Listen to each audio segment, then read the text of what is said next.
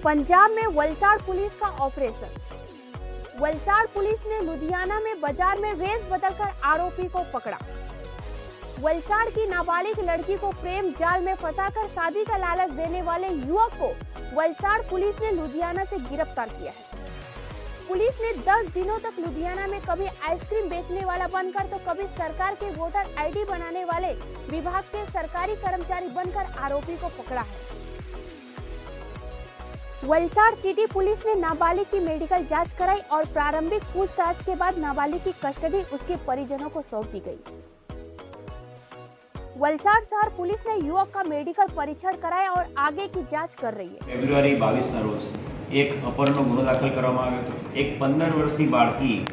જેના માતા પિતા વલસાડ શહેરમાં રહે છે, બાળકી 15 વર્ષની બાળકીનો ઘરેથી ભાગી જવાનો એક કિસ્સો સામે આવ્યો હતો।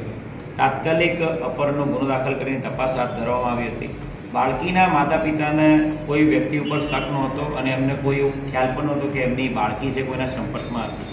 તાત્કાલિક વલસાડ સિટી પોલીસ સ્ટેશનના પીઆઈ દિનેશ પરમાર એમની સાથે સાથે અમારી ક્રાઇમ બ્રાન્ચની ટીમ તમામ કામે લાગી ગયેલા।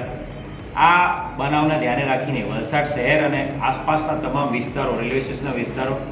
અમારા વલસાડ શહેરની અંદર જે વિશ્વાસ પ્રોજેક્ટ અંતર્ગત Netram command and control room અને જે તમામ સીસીટીવી કેમેરાસ છે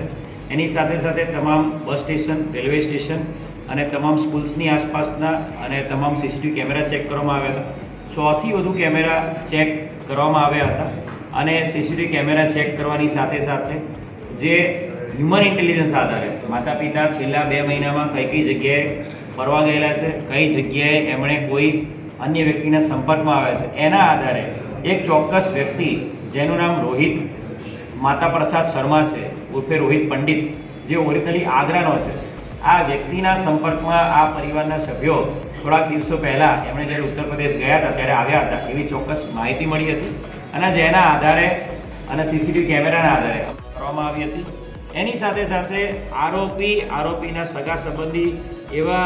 અલગ અલગ 100 જેટલા વ્યક્તિઓના સીડીઆર કરાવવામાં આવ્યા હતા। આરોપીના છેલ્લા 1 વર્ષના સીડીઆર આધારે આરોપી જેટલા પણ વ્યક્તિઓના 1 વર્ષનો સંપર્કમાં આવ્યો તમામે તમામ વ્યક્તિઓની પર્સનલી રૂબરૂ બોલાવીને એમની પૂછપરછ કરીને એમાં નિવેદનો લેવામાં આવ્યા હતા અને અલગ અલગ નિવેદનોમાં આ આરોપી છે એ ઓનલાઈન ગેમલિંગનો અને ગેમ રમવાનો શોખીન છે કે એવી માહિતી અમને મળી હતી અને એના આધારે વલસાડ સિટી પીઆઈ દિનેશ પરમારે એ જે ગેમનો શોખીન છે તો એ ગેમ રમવા માટે ઓનલાઈન હંમેશા ટ્રાન્ઝેક્શન કરતો હશે એવી એક ચોક્કસ એ જે ઇન્ફોર્મેશન હતી કે ઓનલાઈન જો ગેમ રમતો હોય તો ઓનલાઈન ટ્રાન્ઝેક્શન કરતો જ હશે। એના આધારે વલસાડ સિટી પીઆઈએ તમામ બેન્કો, નેશનલાઇઝ અને જે પણ કોઓપરેટિવ બેન્કો છે તમામ બેન્કોમાં આ આરોપીના આખા નામ, એના જે ઉર્ફેવાળા નામ છે, એના પપ્પા માતા પિતાના નામ સાથે તમામ બેન્કોમાંથી હકીકત માંગેલી હતી અને જેના આધારે એક પર્ટિક્યુલર બેંકમાં આ વ્યક્તિનું ખાતું એક્ટિવ છે માહિતી મળેલી હતી અને એ બેંકના ખાતા દ્વારા એ આ MPL નામની ગેમમાં ઓનલાઈન ગેમિંગ અને ઓનલાઈન સટ્ટો રમતો હતો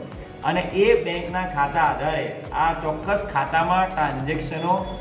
પંજાબના લુધિયાણા જિલ્લો જે છે લુધિયાણા એ વિસ્તારમાંથી થયેલા હોવાની ચોક્કસ હકીકત મળી હતી। ખૂબ મહેનત કરવી પડી છે પોલીસને આ ઓપરેશનમાં, પણ એક સગીર વયની દીકરી કોઈ હ્યુમન ટ્રાફિકિંગમાં ફસાઈ ના જાય, એક સગીર વયની દીકરી છે એનો બીજા કોઈ જગ્યાએ એની વિરુદ્ધ એને કોઈ અન્ય ગેરકાયદેસર પ્રવૃત્તિમાં ઢકેલાઈ ના જાય એ ધ્યાન રાખવાની જવાબદારી પોલીસની છે।